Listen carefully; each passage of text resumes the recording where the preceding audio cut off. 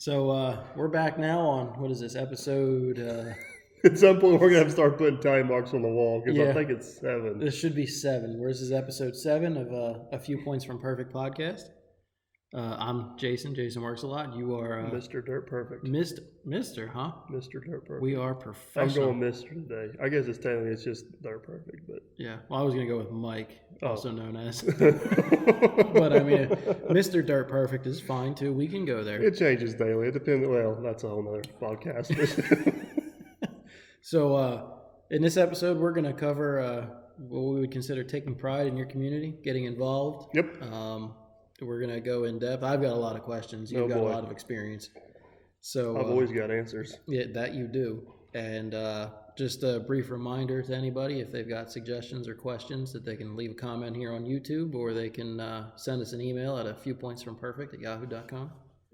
So with that out of the way, I think we can get right into it. All right, shoot away. So you are you're Mayor Michelle, Mayor Mike, Mayor Okay. Derby. False. Yeah. False. Well, you have a license plate that says you're the Derby Mayor. Well, there's also people that run around with license plates that claim a lot of things they're not. I have no basis on that. I have a Lager Wade license plate on the front of mine, and I'd like Freshly dented. to, and I'd like to consider myself as Lager Wade runner-up. So just to be clear, the Derby Mayor is on the front of my truck. Yes. It was not placed there by me. It was a YouTube joke. Yes. And my fault in this is I have not had time to take it off. But from what I understand is it's not just a YouTube joke. It's kind of a joke that it's around among friends, I guess. Yeah, I don't know how it ever got to YouTube, to be honest with you, but it was just a long running joke here in Derby. I guess I should back up to a little bit to explain of how we got to where we're at now. Is I grew up in a town about 30 minutes from here, a town Troy. My family was very heavily involved in community association and different things going on there. Mm-hmm. And my uncle and my dad and my grandparents, they raised close to $500,000 to build a big community center down there. Okay. And the town, they never had full support of the town. I don't want to go into a bunch of details about it, but there was always a tug of war between the town and the group trying to do something. At that time, it was technically the Parks Board was the one that was doing all this. And I was this all happened for me from the ages of about 8 to 15 is when a lot of this was going on. Okay.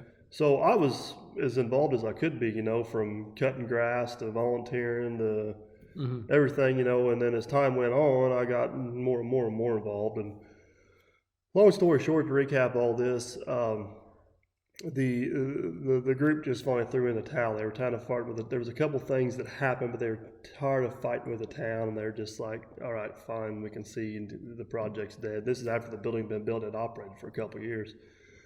And a small little group got back together. We decided we were going to resurrect a fest we used to have, and I actually did that for 2 years. And the mentality in the town was just not good. You could just tell it was going to be the same old song and dance over and over again. So by the time I was 18 or 20 years old, I was burnt out. I'd had enough. I'd probably put more into community service than most people do in a lifetime. I was like, I'm out. This is frustrating. I'm done. I'm not going to have any part of it. So I moved to Derby to hide. I was like, how'd that work for you? Leaving Troy behind. I'm out of here. I don't want nothing to do with this no more. I was like, I kind of had the mentality of, I've done my part. I did my try. I can say I did it. I'm just going to wash my hands of it. So Right. Moved to Derby. Derby's a much smaller community. Troy's about 1,500 people. Derby's like 400 people. Mm-hmm. Troy's an actual town. Derby's an unincorporated community is the best way to describe it. You have a sign on the freeway, though. We do. So you got that going for you at least. So, anyways, I moved to Derby, and I was just going to hide out. This is where the family farm was at. I was going to do my own thing, lay low, just, be a citizen. Right. I guess is the best way to describe it. And one of the local individuals here knew my involvement at the other town, Troy. Right. He approached me. And he's like, hey, Derby used to have a community association. That's how we got the Derby Park down here. And it's been dormant for a lot of years. What would you think about if you got back involved and resurrected it and we started doing some stuff? Hey, I know you're hiding from this one thing, but we would like to make you do that exact same thing here. Yeah, exactly. And my initial reaction was no. I was pretty much sticking to my guns. This was about a year and a half, 2 years after I'd left Troy. And I'm like, I don't want no part of that. I'm done. Well, Mike was a pretty persistent individual. And finally, what I agreed to is if you guys follow me on YouTube, you know Captain Kleeman. I said, I'll tell you what. I said, if you get Captain Kleeman, which is Michael also, if you get him to be president, I'll agree to be vice president, and we'll do something with this. And somehow they convinced Captain Kleeman to agree to this. But the moral, I always tell this story, and the moral of this story is they hadn't had a meeting in years. So I had a meeting, and they're going to pull everybody together and vote in these new officers, which was Michael Kleeman and myself. Right. And we had a flood that year. And last minute, we weren't able to make it because we had to go pull a bunch of campers out. Well, they voted us in while we weren't there. So the moral of the story is hell or high water, show up for the damn meeting. So that kind of goes into something I have written down here, which is a quote from Plato, which I like. It's one of the penalties for refusing to participate in politics is that you end up being governed by your inferiors. There's some truth to that. I think there's a lot of truth to that, but it don't apply as a blanket. Right. And I don't think inferiors is really a fair word in there. Right. I would say you're going to be governed against your wishes. Yeah. More or less. So anyways, we got Michael Kleeman and myself got voted in as president and vice president, and that was in 2011. At that time, and there's a lot that transpired in there. Michael Kleeman ended up leaving, and I ended up taking over president a couple years later. He was heavily involved with a lot of the big things that happened, but for his job perspective, he had to step away a little bit. Right. But so in 2011, we took over the association. We had $3,500 to our name, and we owned a lawnmower. Was it a? It was a nice lawnmower. It was a Kubota. Oh, it wasn't a John Deere. Yeah, it was even a diesel. Oh, yeah. Oh, yeah. But it was Kubota diesel. And we still got it. That's the most impressive part about this. So fast forward later to December of 2020. We own close to $600,000 worth of properties. We operate a park, we operate a community center, and we operate a boat ramp. We provide many services for the community, and we have about $60,000 in the bank. We also make donations to the local fire department, to the local police department. We made donations to different scholarship funds and a lot of different things, and extremely proud of what we were able to accomplish. And we're not stopping there. I mean, we have 5, 10, 15, 20-year plans. Right. We've kind of really put Derby's a little bit of a touristy town, and everything we did was to help support the other local businesses here. You know, we have 2 convenience stores, we have a tavern, we have a bunch of rental cabins. Right. And the community center gave a reason for a lot more people to come here and have different events and stuff. So I know that was a long about way to answer your question, how I become called mayor of Derby, but there is no technical mayor of Derby.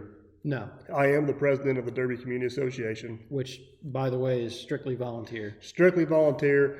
Absolutely no government factoring whatsoever. I mean, we have influence because, you know, we're well established and we have, I wouldn't say we have pull, but we know we try really hard to stay out of the political scene. We want to govern what we got there, and we try to keep politics out of it as much as we can. But basically, and this is just me asking because I'm trying to understand this as well. So essentially you represent, not you individually, but the Derby Community Association represents a lot of good things for the community of Derby. And would you say it's fair to assume that you kind of can see the best interests of most of the people here? Yeah, I mean, you've always got the people that don't agree with what you're doing. I don't care what you do in life. Not everybody's going to agree with what you got going on. But you got to make it as fair as you can for everybody. We got a board of directors. The board of directors are voted in by our members, and the member is just a technicality to be a voting. We have to have a voting audience. Okay. We have to have a group of people that are allowed to vote on the directors. Okay. Or the board of directors. So for I think it's like $5, you can become a member. That gives you the right to vote on your directors. Right. There's 5 board members. They get to serve 2-year terms. The board members then appoint an executive committee, which is vice president, president, and treasurer. Okay. So it'd be very similar to the way a lot of large corporations are set up. You have a board of directors. The board of directors appoints a CEO. That'd be your president. Right. I have absolutely no voting power at all about what happens. I present it to the board, they make a vote. So you pitched the idea to 5 individuals Correct? who were elected by, The members of the association. who are the residents of the community. I don't remember all the details of the qualifications to be a member, but you don't have to be a resident in the community. You just have to have some involvement with it. Okay. I don't quote me on all the details. There's like 7 or 8 paragraphs in our bylaws about the definition of a member. Right. But again, Derby's got a lot of what I call transplant people come in from different communities. They come here, they found out they loved it, they stayed here. So we want to include everybody that has interest in Derby. I guess they don't have to necessarily be a citizen of Derby, they'd have to have interest in Derby one way or another. Well, I mean, another point to that is that Derby is a physical area on the map, and Correct. there's only X amount of square feet inside of that physical area. So it's not feasible for everybody to be interested in the best interest of Derby to actually live here. Because a lot of it's farmland too, right? Correct. So that's how we, we try to keep the checks and balances as far as, making sure we have the best interest of the community as a whole. We stay in touch with a lot of the community business owners and cabin owners, and a lot of them support us, as well, because they see the benefits of what we can bring into their business. Right. It's kind of the all for one type mentality. So you mentioned that you've got I don't remember the exact dollar amounts, but they were pretty high, of raised funds and then in the bank and everything like that. So I assume that's from fundraising? Yeah, so everything we've done, everything we've done, I think we've got one $7,500 grant. Everything else has been private donations or through fundraisers. I don't have the financials in front of me, but I would say whenever we went to build our building, it was about $350,000-ish, and 85 to 90% of that was privately funded. And that was 85 to 90% of that was privately funded, and I'd say 75 to 80% of that was Michael Kleeman and myself, knocking on doors and doing sales pitches and kicking the bushes, however you want to say it. We went out and that's one question we get all the time is, how in the world did you fund this thing? How in the world did you get this money? And we had a plan, and there was a lot to that plan, and our plan worked. And I can elaborate on that if you want me to. Yeah, I think that'd be great. So whenever you're going to raise money for a project like this, the people you're going to go after are normally business people, and business people have a mindset. And a lot of business people don't care. Like, a lot of these guys were convinced we were going to raise the money and get the building built. They want to know what's going to happen 5, 10, 15 years down the line. What's your plan? Right. What's your end game? Can you see past the can you see past the end of your nose? So what Kleeman and I's approach is we put a binder together. And in this binder we had a blueprint of the building, what we were going to build, seating capacity, all this. We already had a lease agreement on there, what the rules of the lease were going to be. And then we had a 5, 10, 15-year financial plan of how many days we had to rent that to make payments, how many days we had to rent that to show a profit. And one of the early game plans we were going to do was we were going to sell $50 memberships, which was basically we were pre-selling rental dates. Right. So if we could pre-sell 50 rental dates, we already had our bills paid for the year, and everything else was profit. And a lot of those business guys thought, hey, these guys are thinking ahead. They kind of get so.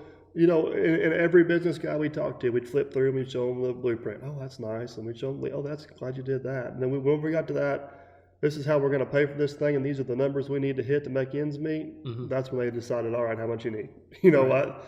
It wasn't because of the plan we put together; it's that we actually thought far enough ahead to have a plan. So it was a good plan. Yeah, so they had confidence that if we got this thing built, their money was going to be sitting there rotting down in an abandoned building. Right. And keep in mind, for the previous issue I had at Troy, my name was tied to a failure. You know what I mean? That community center failed, and I was part of it. Right. So what are you going to do different here? And everything from the sizing of the building to the amenities the building offered. So that project folder was our sales tool. And then from there, we had help with other individuals in the community to get us in to get meetings with people. And eventually, once we started raising some money, we had enough money to get the building under roof. Okay. So at this point, we decided, let's get this thing going. Let's get something physical on the ground that these people can see what they donated their money for is actually here. Yeah, it's something. It was a little bit of a risk because we didn't have the money to finish the building, but we needed to see what was going on. Then my sales pitch changed a little bit. I'd say, hey, Bob, I need drywall. You want to sponsor my drywall? How much is drywall, Mike? $4,500. All right, put me down for drywall. Hey, Jim, I need cabinets. You want to buy me some cabinets? How much cabinets? $3,700. Yeah, put me down for cabinets. So then I started selling actual things in the building. Right. Good. Well, now you're actually buying something. Right. You So know where your money's now going. Bob can go in there for the rest of his life and say, hey, man, how about the drywall in this place, And Jim's in there bragging about his cabinets he got. And John's, bragging about the urinal he bought. I mean, that's not a John joke, but you can... You didn't even catch it. I'm disappointed you. Did you plan on that? How long have you been planning on that joke? A while, ever since I talked about Bob. Okay. And that's not being deceptive. I mean, that's... No, that's so as then that started catching some momentum, and the next thing you know, we got our building finished and we got $40,000 left over. Which is sizable. And rentals are coming in better than expected. We never had to implement the $50 memberships for the pre-sale dates because we could see right off the bat we were going to exceed all of our expectations all of our projections were very conservative. And I think that's another thing the business people appreciated is they were very, very, very realistic expectations of what was going to happen. And one thing I will add is we did a bunch of research too. We traveled around to 7 or 8 different facilities that were larger, smaller, or very similar to ours or what we were wanting to do. Talk to them, kind of get an idea of what they were doing, what was working for them, what wasn't. Because size was a big thing. We seat 150 people. So size matters. Size matters. And in this case, bigger was not better. Ladies. Bigger was not better. Because we went on the 150 because we decided we could have a decent sized wedding, but we still get rentals for like bridal showers and baby showers and small family reunions and retirement parties. Right. Something that we could keep our rent low enough that those small things could still be a viable option for us, graduation parties. But we still can accommodate. We have 150 inside, we have about 50 outside, so we can still accommodate a decent sized wedding, Right. So that was a big deal as far as size in the facility. So all of this so far conversation has really been about the actual community center, the physical building. Do you guys do other things aside from just providing that building? So the way the Derby Community Association started is there used to be a very large rock quarrying operation here in Derby, and they loaded rock on barges on the Ohio River and shipped it upriver, downriver, wherever. And they closed up shop in the middle 80s. So they left the Derby riverfront very industrial, very abandoned, a dump. Let's just put it that way, a dump. So a couple people in the community got together and decided they needed to do something, and they talked to Malzers and said, hey, can we turn this into a park?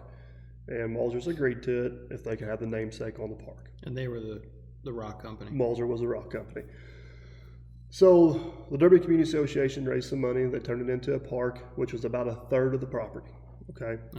And then the Perry County Parks Department came along and they said, hey, we'll take that over for you. And we're like, we got the park done. So the Derby Community Association's like, all right, take it. Well, politics changed, things changed. The original group was still around and things weren't getting taken care of the way they were supposed to. And the other 2/3 of the park was getting growed up and kind of a mess. So that's why the Derby Community Association come back to be.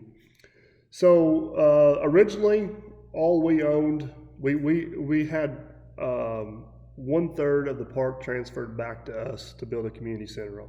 Okay. The Perry County Parks Department still owned the actual park, and we had not bought the boat ramp yet. So we started off just with that. We got the building done. Actually, we were in the middle of building the building, and the individual that owned the other 1/3 of it, which was the boat ramp, which is the community's boat ramp, he decided he was going to sell it and the community association jumped in and like, man, if we lose this boat ramp, that is a big ticket item for us. And if it goes private, we're in trouble. Right. So in the middle of building this building and scraping for every dollar we can find, I had to find a way to raise another $90,000 to build a boat ramp or buy a boat ramp we never even thought about buying, because we just thought that this individual was going to let the community use it forever, being naive. Right. So in the middle of building a building, I put together this deal to get the boat ramp. So now we got it secured. We get the building done. We operate it for about a year. And then the Perry County Parks Department comes to us. They're like, hey, we'd really like if you just take this all over. I was not a big fan of taking the park over from a business standpoint from the association, because the boat ramp made money, the building made money, the park was a dead ass expense and still is to this day. I mean, there's rules written in there. We can't rent it. It has to always be public. There's a lot of liability down there. I was perfectly fine with the Parks Department keeping that park and having all them troubles, but which is potentially why they wanted you to have it. It is, and this is one of the times the board went against me. I advised them to let the Parks Department keep it, let it be their problem, and the board wanted control over it, which I understand that. I get that. Right. And if we ever want to make any improvements over there, we're improving our own property and not somebody else's property, because we do have intentions of spending a substantial amount of money there, putting in new boat slips and stuff like that. So over the course of about 5 years, we community center, boat ramp, and then we took over the park, and that's what we have today is the park, community center, and boat ramp. They're three separate properties, but they're all three aligned together along the river. And that was all accomplished by fundraising, essentially, Yep. right? You didn't have to borrow any money. No, that we fundraising and being creative. So, which you're good at. The building itself, we have no money borrowed on whatsoever. We 100% had enough private donations and the one small grant to build the building. Whenever it came to pave the parking lot, we did do two fundraisers. We did a large gun raffle, which was very profitable, about $25,000. And then we had a private donation for $25,000, which paved the parking lot. So that pretty much took care of that property as a whole. Right. The boat ramp, if you remember me talking about the boat ramp, it was a $90,000 purchase. Okay. I was able to come up with $50,000 down payment. I was able to get the other $40,000 on an interest-free loan from an individual, and I had to have it paid off in 10 years. And the deal is after we paid all expenses on the boat ramp, I would pay him the remaining balance of what was left. And I promised to have it paid off in 10 years if he gave us an interest-free loan. Actually, it was 3 different individuals went together to give us that interest-free loan. So we are 6 years into this thing, and I think we owe like $4,500 on it. So we're we're way ahead of schedule of doing what we said we were going to do. Right. So if you want to count that as debt, that would be our one debt. But looking back on it, a lot of people thought it was too ambitious to tackle that at the time. But if we wouldn't have done that, we would have been in trouble. I mean, it was a very key decision that turned out to be much more important to the Derby economy than we realized. It's keeping that boat ramp. Because that's a concrete revenue generator for you guys. Well, it's not only a concrete revenue generator for us. It's not as much about the revenue for us as it probably brings 300 to 400 people to Derby a weekend. That's a good point, which also then potentially, I mean, this is best case scenario, puts 300 to 400 people in cabins. Yep, cabins, restaurants, gas stations. I mean, Right. that's why we're here. We're not here to necessarily make money. We're here to bring people to Derby so they spend money. Right. We got to make enough money to stay in business, but we're not trying to turn a big profit over here. We're just trying to get people here. Which, I mean, to try and make that sound, I understand what you're trying to say, but to try and make that sound a little bit less corporate America, you have to have people coming into your community, spending money to keep your community afloat and thriving. I mean, for you guys that don't know, we own one of the local businesses. We own the Derby Market here. Right. And the locals are great. They support the heck out of us, but they keep the bills paid. It's the visitors that where you make your money. Right. So the more visitors we can get to Derby, the more money we make. Right. It's as simple as it gets. Which allows the Derby market to be in existence, which allows people who live Which in Derby. allows us locals to have amenities that we wouldn't have otherwise. Right. So in the grand scheme of things, everything that you guys are doing in the community association is essentially allowing other people to come in, visit Derby, spend their money, and support Derby as a community. Correct. Okay. Correct. So that would be considered, I guess, somewhat of a local government. Yeah, I mean, I always hate to throw the word government with anything we do as far as a community association. We are a community organization. Mm-hmm. We're pretty much, well, like our books are turned into the state board of accounts. You know, everything's public. All of our minutes from our records are public. All of our financials are public. Right. The state has outlines of what a community association is supposed to do to be up to board, and we follow all that. But like whenever it comes to actually voting on like a county ordinance or a county tax law or county anything, we have no say. Yeah, you're hands off. You don't get a choice in that. Right. So like we can't. The best way I can say this is we can't we can't enact a law in Derby or enact an ordinance in Derby. But like one thing we can do, and which we did do, is we can lobby the state of Indiana to say, hey, you need to lower the speed limit, puts up some playground signs in Derby. And we were successful in doing that. So that's kind of our role, if that makes sense. So your role is to then talk to the local and state government. Yeah. And potentially get things done, passed or written to help the community. I mean, I guess the best way I can say it is if an individual from Derby goes and complains about something, it's much more powerful. We have more clout if the Derby Community Association goes and because they're backed by everybody else behind them, and right. It's government, it's politics. Everybody's got strings they can pull, and everybody wants their back scratched. So you kind of gotta play the game, right? Which is kind of where I'm trying to lead into. I think is I wanted to cover a little bit of the difference between local, state, and federal government, because I think a lot of people... That's a whole other podcast. Yeah, I know. Can we get the cliff notes of it? Well, I think a lot of people see the word government and they immediately just dislike it. And I can't blame them. The politician, Right. They're dirty words that people don't want to pay attention to. So the reality of the fact is your local government has more effect on your day-to-day life than any other government out there. Right.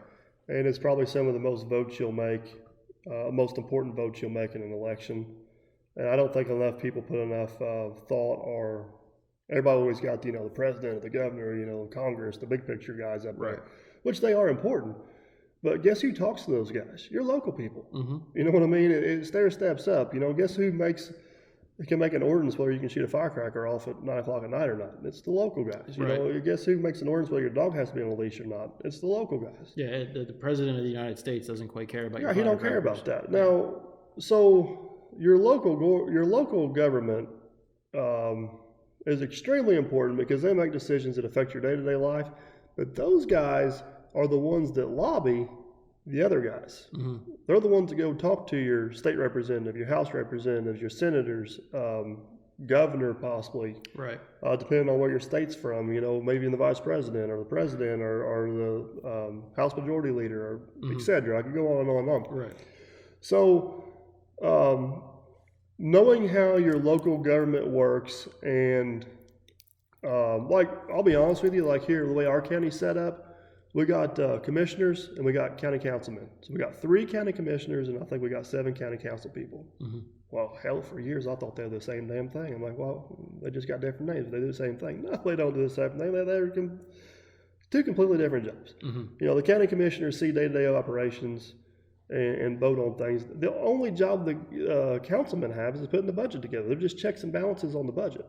So if you're worried about money in your county, you need to be on the, seeing who's running for council. If you're worried about day-to-day operations and ordinances and stuff, well, you need to be on the commissioners. Now, is this something that varies county to county? It does vary county to county.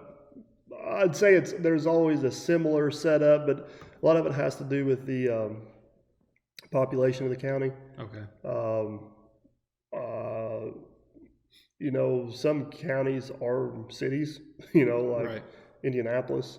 So that, that does vary quite a bit, but it's still those local people, they're the ones the local people are your entryway into all levels of government. So no matter what, no matter where you live, you're going to have somebody who does that role. They might be called something different. They might be called something different. They may be structured different, but you're going to have a district guy or Right. something. So, again, jumping around a little bit, do you think it is important for people to get involved, not necessarily in politics, but in their community? Well, absolutely. I mean, I could go on and on and on about this, but Well, let me ask you something. Can one person, or maybe a small group, say less than 10 people, can they make an actual noticeable difference in the way their community operates? Can they make it better? oh yeah, I mean, I hate to be rude, but that's a stupid question. Absolutely. It was a loaded question. I mean, that's I don't know how to say this without being tactical, but you got to be organized and you got to have a good cause, and you got to go about it the right way. Right. You can't go in there like you're killing cats and, this guy's an idiot, that guy's this, that guy, whatever. And a lot of conversations they don't need to be happening on Facebook and Instagram and YouTube and Right. all this stuff. You need to go to the horse's mouth and you need to talk to the person and hash it out and make a deal and figure it out. I'm not saying like have a bunch of crazy closed door meetings that are illegal or anything, but if you got a problem with your local commissioner, don't be blasting it all over Facebook. Go talk to him. Right. You know what I mean? Which you can do. Which you can do. You can make an appointment. That's their job. Yeah. I mean, that is their job. Well, I think in this perspective, Trust me, in this county, they know you. they know who I am Yeah. very well. Right. Which, Some of them hide from me, but they can't make it. I find them. But I should say we're very fortunate. We have a lot of good. And I don't care if you're Republican or Democrat. We got both commissioners here. right. I don't care if you got a damn R or a D in front of your name. I could care less. This is what I want to see done. And you're not generally asking for anything astronomical here. No.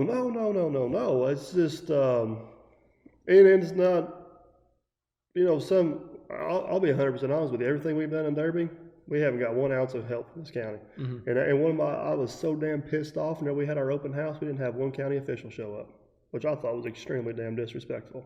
I would agree, yeah. And they heard about it. That's it. And they heard about it. I think They still hear about it. I don't doubt that. I think what I'm trying to get at is my perspective here from this conversation is that I was very uneducated in all of this, and I'm still pretty uneducated in all of it, but I'm interested in learning now that I've started learning about it. And I think that I represent a large majority of probably the population in this country that's just clueless on how any of this works. So for someone like you to tell someone like me, like, hey, you actually can go talk to Joe Schmo over there who does this and controls that, and you might be able to get that pothole fixed, or Right. I don't know, fix the traffic light, get street signs put up, do something productive for your community that will make your life, your neighbor's life, and everybody who comes to visit a little bit better. You got to go about it the right way, though. That's where so many people fall short. So I shouldn't create a Facebook page and start yelling at these people. No, that's not a good idea. Not a good idea. What is a good idea? You got to have a plan. Okay. You got to have facts to back up your plan. So this goes back to your binder. Well, I guess, yeah, it does. But I mean, you just can't go in there blowing smoke on willy-nilly. There's always, I don't care how passionate you are about your side of the story, there's always another side of the story. And you got to be willing to listen to it with an open mind so you can hear the other side of the story. And then once you hear their side of the story and you know your side of the story, you got to be grown-ass damn adults and figure out a happy medium between. There's always a compromise. Is there ever a possibility that you tell your side of the story, they tell their side of the story, and you might actually see their side? Yeah, it's happened before. Yeah, absolutely. So Because government is very, very, very complicated. It just is what it is. There's so much, and I think that's one thing a lot of people don't realize. Why did they do that? They didn't do this. Like, I'll give you an example. In our county, a couple years ago, they were paving a whole bunch of roads, and everybody was all bent out of shape. Why are they paving that road? They just paved it 5 years ago. Yada, yada, yada, going on. They should have paved this road. It's full of chuckos. The answer was simple. They got a grant from the state to pave county roads that connected one state road to another state road. It's either they paved the road or they didn't get the damn money. Right. the county didn't have a choice of which roads they were going to pave, but they got free money to pave this road. So heck yeah, let's pave it. Why are we going to let that money go to waste? Right. There's people in this county that they lost their minds because they thought county officials were so stupid because they were paving this road and not that road. Mm-hmm. They didn't have a choice. There's more to it than what meets the eye, and you got to keep that in mind. That's just one example that comes to mind, but that happens a lot. I was one of those people. I'm like, I would definitely have been one of those I'm people. like, Tom, I'll say it, Tom, what the hell? He's like, Mike, it's either we use this money to pay that road or we don't get the money and Du Bois County does. Oh, okay. So a simple phone call kind of negates all that anger. But I didn't go on Facebook or go start, blasting Tom at the gas station or talking to my friends at the ball game about Tom. Mm-hmm. I called Tom. What the hell you doing, Tom? Oh, cool. Sounds good, Tom. Makes sense. I'm glad you guys got that grant money. Thanks for writing that grant. You know what I mean? Right. So there's always more than meets the eye then. Right. So we covered a good bit of this. I got to catch up on my notes here. So this is a little different than the actual community association, but what is your thought on, like, say, supporting local businesses? For example, being like the Derby Market. So back to the Derby Community Association, that's one of the main reasons we do what we do is support the local businesses. Mm-hmm. And we got different relationships with different businesses. It gets a little bit complicated. Again, it's like government, it gets too complicated. But at the end of the day, this applies to businesses or people or whatever. You get out of your community what you put into it. So obviously the businesses that support us more get more out of what we do. Mm-hmm. Same as the individuals. So I don't know, there's probably 7 to 10 businesses in Derby, and I think everybody gets a little bit something different out of it. But we don't pay favorites by no means. I think I meant more along the lines of, say, supporting your local business versus Amazon.com or Walmart.com. Oh yeah, that's fortunately been a very big movement here in a while back. I think what some people realize, especially this virus situation we got going on, is it don't take as much as we think to interrupt that supply chain. Right. We sit in a kind of a rural area here, and stuff in our store is a little bit of a premium because it is what it is. Mm-hmm. But you pay for the convenience of it, right? And you've got to support the people. And if I have a choice to go to a big chain gas station or a locally owned one, I'll go to a locally owned one every time because I know how hard somebody's worked to make that happen. This goes back to our being self-employed as a lifestyle. I don't think a lot of people realize how much work goes into running a retail business. Well, this is a completely loaded question because I've got a point I'm trying to make here. I know. I'm just getting. You're leading me there. I know. I'm like an old bull. I don't like to go that way. Yeah. But. So essentially, supporting your local business, and I'll use the Derby Market for the sole purpose that everybody, I think, who's listening to this at this point has heard about it. What's that? The Derby Market. Never heard of it. Yeah. Mm-hmm. Find that hard to believe. So supporting the Derby Market versus ordering from. I don't know. Going to Walmart. Yeah, going to Walmart. Because you sell an assortment of things. I bought earplugs. I could go to Walmart to buy earplugs. I could go to Amazon.com to buy earplugs. Probably cheaper. Probably. However, if I live in Derby, it's not in my best interest to do that, unless the Derby Market doesn't have them. Right. Because the Derby Market plays an important role in the community as far as supporting the community as well. Yeah, the Derby Market's a very big donator to the Derby Community Association. Mm-hmm. The Derby Market donates this. The Derby Market does a lot more than just provide a service for the community, and they're able to do that because the community supports them. Right. Is the best way to put that, I guess. So how about taxes? So we are a 501c3. So if we're an official federal. We are federally recognized as being a non-for-profit. So if you write a donation to us, it is tax deductible. Okay. So basically, it depends on your tax status and your account and all that stuff, but it comes straight off your profit line. So it's expense it out basically. Right. So I do think that. Are you trying to say you'd like to make a donation? Yes. I would like to donate. Make checks payable too. I'd like to make a donation from the proceed account of Dirt Perfect YouTube. Wait a minute, I've done drained that one dry, I think. Is it possible to actually become involved like this, like you do, I guess? Maybe not to a level of you, but involved in a way that'll make a difference or make someone feel like they're making a difference while that person still has a full-time job? I mean, I've probably had 2 or 3 full-time jobs while I was still doing this. Yeah, you know, I think one of the first keys to being involved is you got to find something you're a little bit passionate about. And I get asked this a lot: why in the world do you do what you do? Why do you put too much time into this? And it's kind of a stupid, excuse me, kind of a stupid and a little bit of a selfish answer. But I grew up in Troy. Mm-hmm. We covered that in the first half of this. Right. And whenever I told people I was from Troy, I kind of rolled their eyes and looked like, oh my God, you grew up in Troy? I'm like, yeah. Of course, I was a naive kid. I'm like, yeah, Troy, Troy Trojans, let's go. Realized that was a joke, but anyways.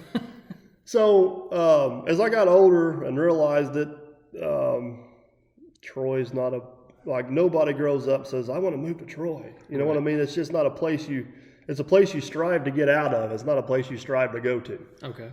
And so one of my driving factors, and of course I started doing all this before I ever had kids, one of my driving factors is I want my kids to be proud of where they grew up at.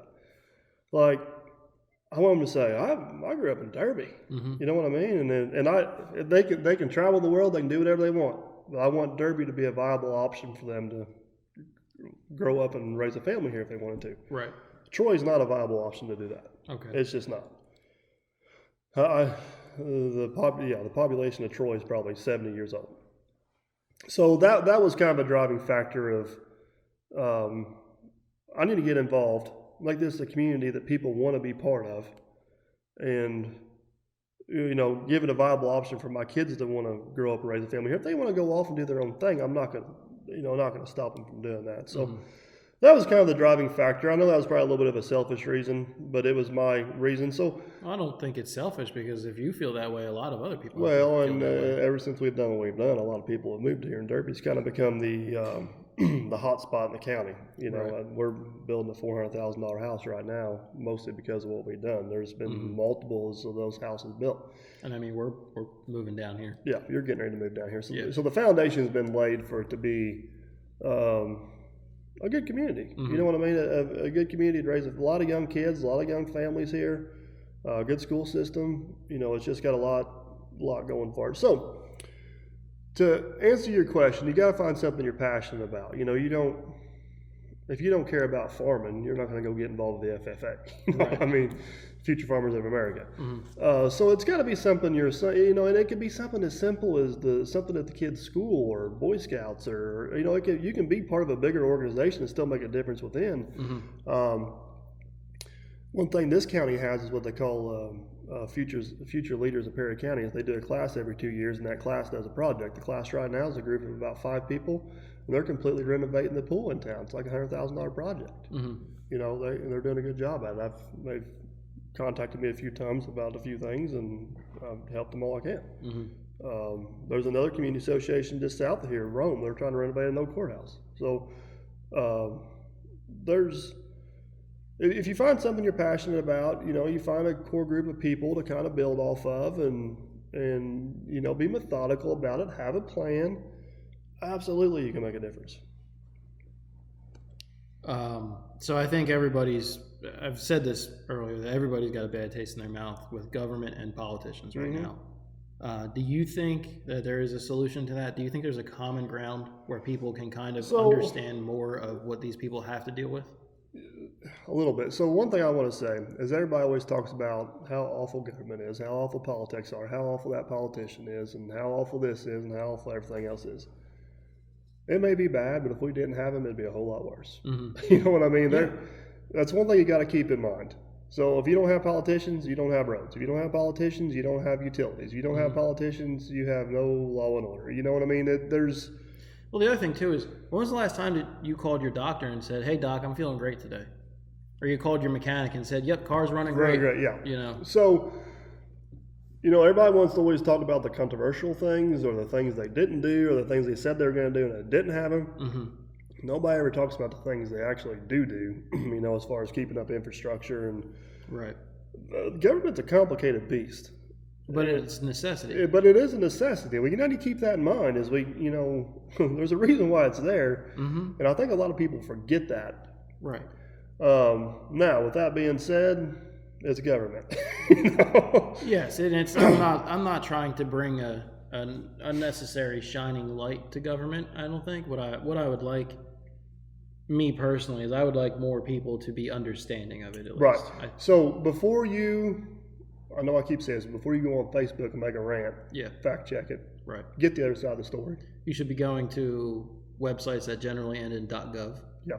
You should be looking Get at the other side of the story, because there is more to that.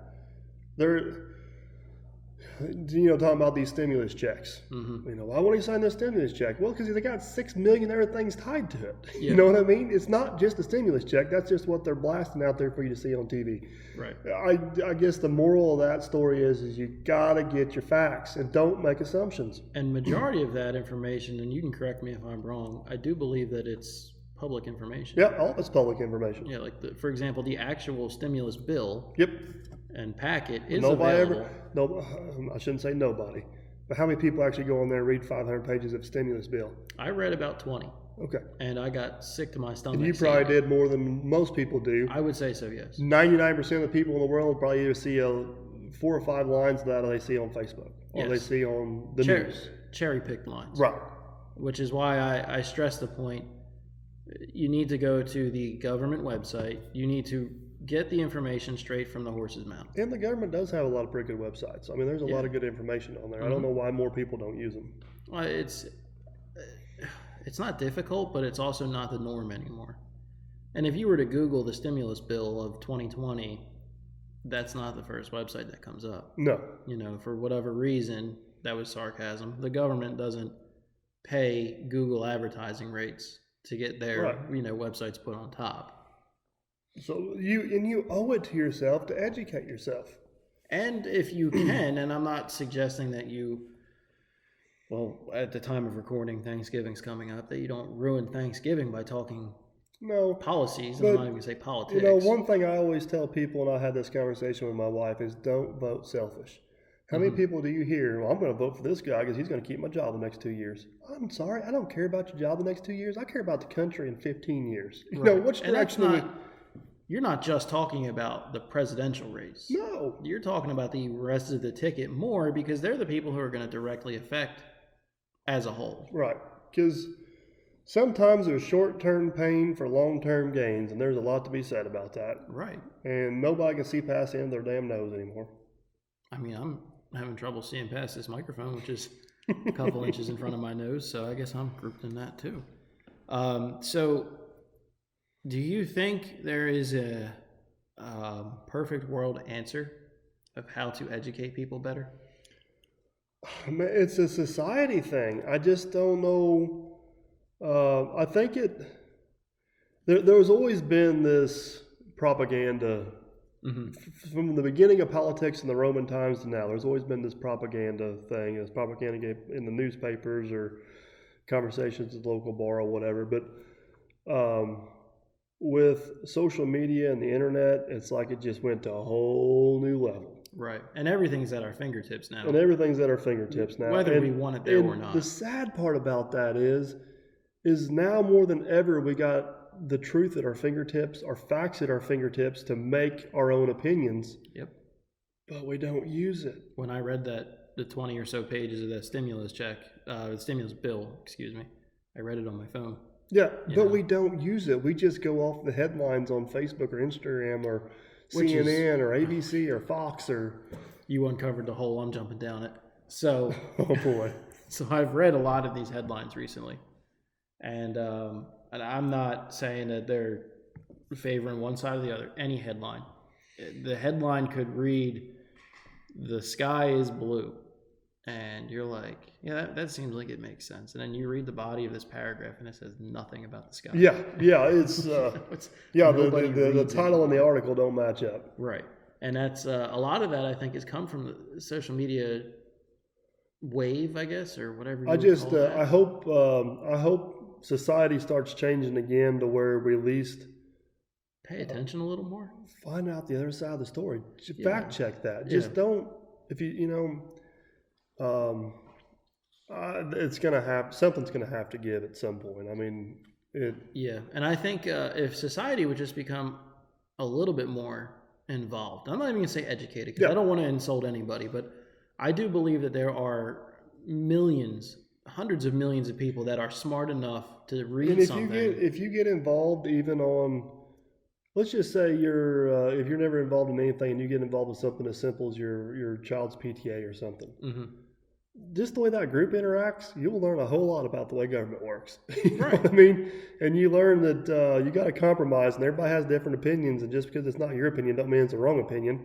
Right. You're going to find a way to make it compromise and work amongst everybody. Everybody should be somewhat happy, and the group as a whole should be moving in a positive direction. Yeah.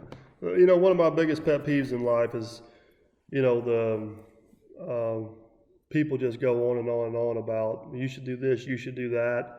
I had a gentleman here in Derby that called me one day that told me I need to get a hold of the Forest Service and tell the kids to stop dumping trash over there and just, to get a committee together and need to do all this stuff. I'm like, and why can't you?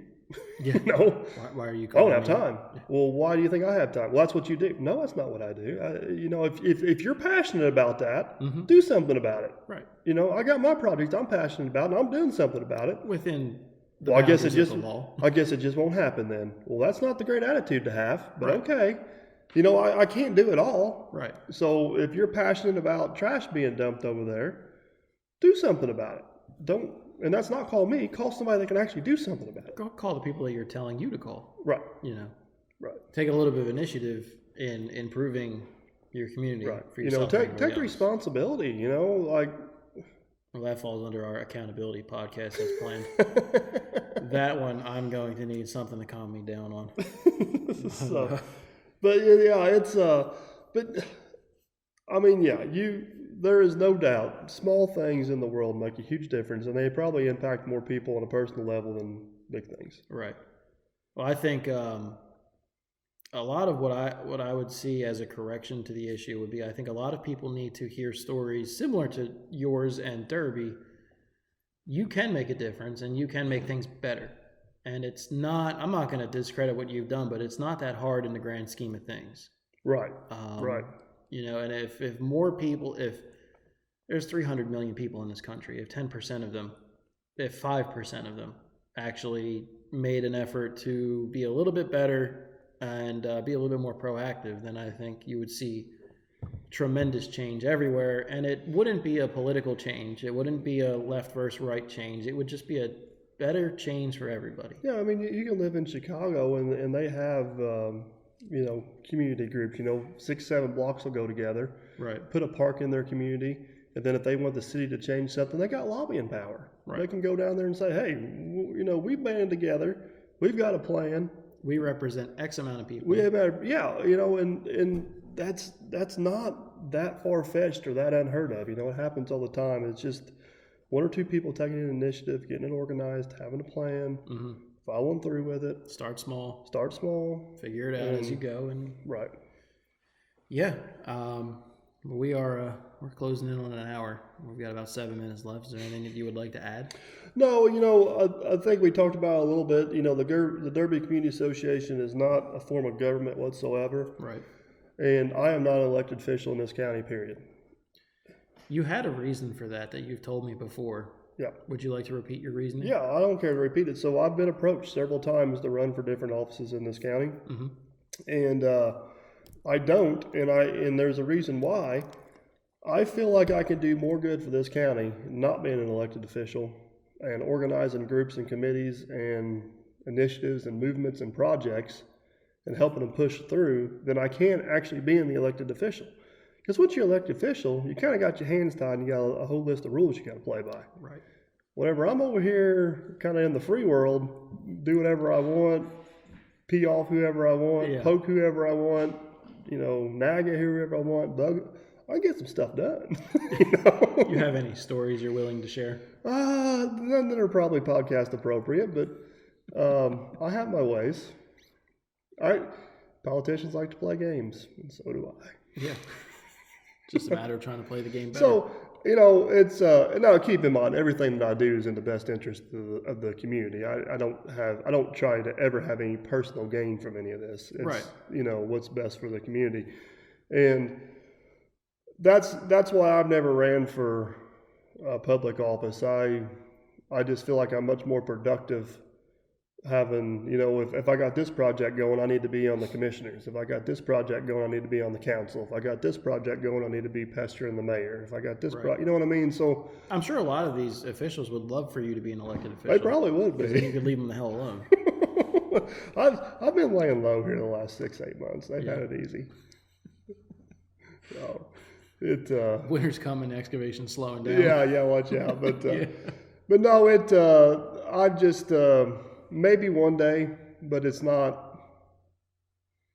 I mean, the amount of time I put into what I do, I'd probably spend less time if I was actually an elected official and had just a title and a job and a responsibility. But Right.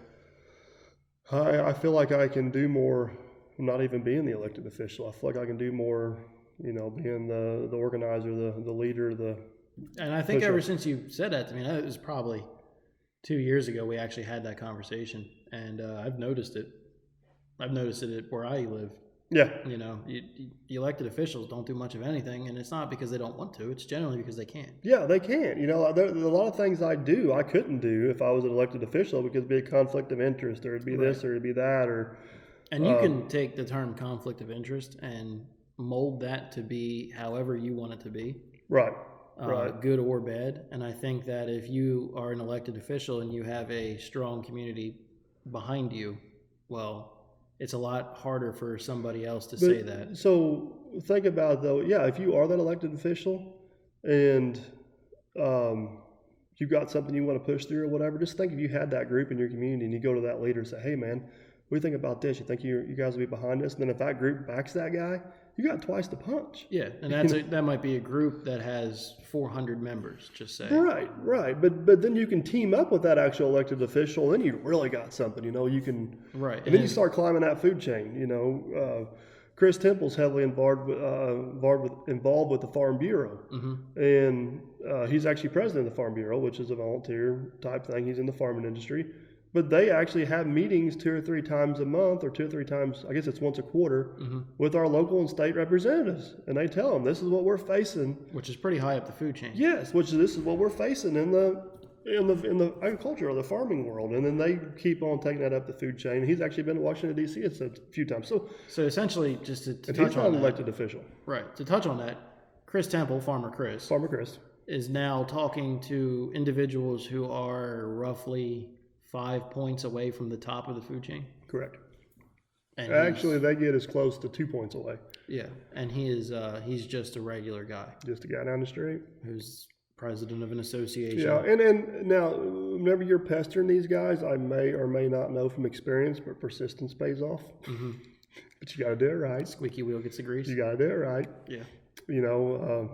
Whenever You're not standing outside of offices. You know you're doing a good job whenever you see the guy at the gas station and he turns and tries to sneak in his car and hope you don't see him. Do you generally just wait? Then you at know that you're point? getting somewhere. So I guess in short, that it's very important that people can get involved in their community. They can do it for free. They Yep. can do it without much time invested. Yep. Phone calls. Everybody's got talents. Right. You know what I mean? And somewhere out there, the talent you have is needed and can be utilized for the betterment of your community, the betterment of your family, betterment Even of if your it comes quality. down to fixing a swing set at your local park. Absolutely. The big push here in Perry County has been for a while, and I don't want to get into this. I strongly disagree with the way they go about a lot of it, but it's the quality of life. We need to improve our quality of life. And volunteering can do that for yourself and your community. The more tight knit, organized community you got, the better chance you are attracting other people to that community of the same stature. You know what I mean? Like-minded individuals. Like-minded individuals. Correct.